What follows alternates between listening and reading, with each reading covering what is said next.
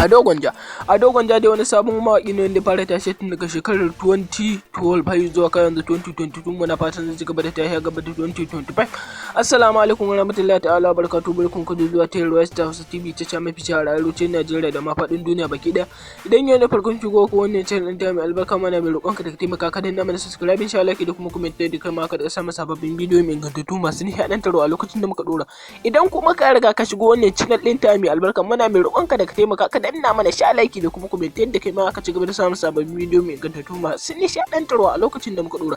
Shi dai wannan mawaƙi wato Ado Gwanja ba ɓoyayye bane, wanda ya kai akalla shekara 12 zuwa shekara 10 yana kawo muku daɗaɗɗun waƙoƙinsa, kamar da ya canza salo zuwa yanzu kan ba daidai da na da ba.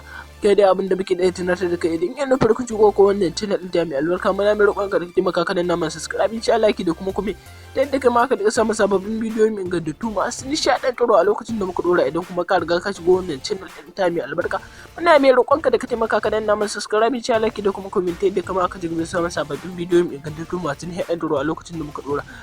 Ita dai Star Hausa TV ta ƙware wajen kawo muku labarai a cikin awa 24 ba tare da hauma-hauma ko sasan zuciya a ciki ba. Ita dai Star Hausa TV ba ɓoyayya bace, kun riga kun santa, kamar yadda take kawo muku labarai, take zayyana muku komai akan mawaƙa inda kuna bibiyar ta. Kai dai abinda muke da idan da kai idan yin farko shigo ko wannan channel ta mai albarka, muna mai roƙon ka da taimaka ka danna mana subscribe, insha Allah, da kuma comment da kama ka samu sababbin bidiyo mai ingantattu masu nishaɗantarwa a lokacin da muka ɗora. Idan kuma ka riga ka shigo wannan channel ta mai albarka, muna mai roƙon ka da taimaka ka danna mana da kuma comment da kama ka samu sababbin bidiyo mai ingantattu masu nishaɗantarwa a lokacin da muka ɗora. Hidai wannan mawaƙi Ado Gwanja ya kawo muku wannan daddaɗar waƙar ne a cikin 2022, kamar yadda ya ga a wata ya taho ya tattara waƙoƙinsa kawai yana saka a hankali, kamar yadda ma ya yi featuring ɗin Popoto a wata waƙarsa, wadda in Allah ya da muna sa ran za mu kawo muku ita a cikin wannan channel ɗin ta mai albarka da zarar ya ƙoƙarin sakin ta, ko ma dai bai sake ta ba za mu ƙoƙari mu kawo muku shi ɗinta.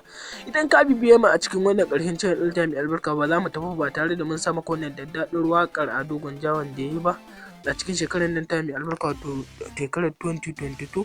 Bari mu karɓo mai ba Ado Gwanja. Ado Gwanja, bismillah, ka zo ka waƙin daddaɗar waƙar nan ta 2022.